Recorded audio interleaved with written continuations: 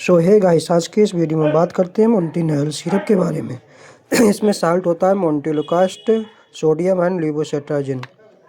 दोस्तों, ये बच्चों में उपयोग किया जाता है, जैसे कि बच्चों को छींकें आ रही हैं, नाक से पानी बह रहा है, सर्दी हो जाती है, खांसी हो जाती है, इन सारी समस्याओं में इसका उपयोग किया जाता है। बात करते हैं इसकी कंपनी के बारे में। ये अरेस्टो कंपनी द्वारा बनाया जाता है, जो 30 ml का पैक होता है। ये लगभग 54 रुपये का प्रत्येक मेडिकल स्टोर पर आराम से ही मिल जाता है। दोस्तों, इसे बिना डॉक्टर की सलाह से बच्चे को ना दें।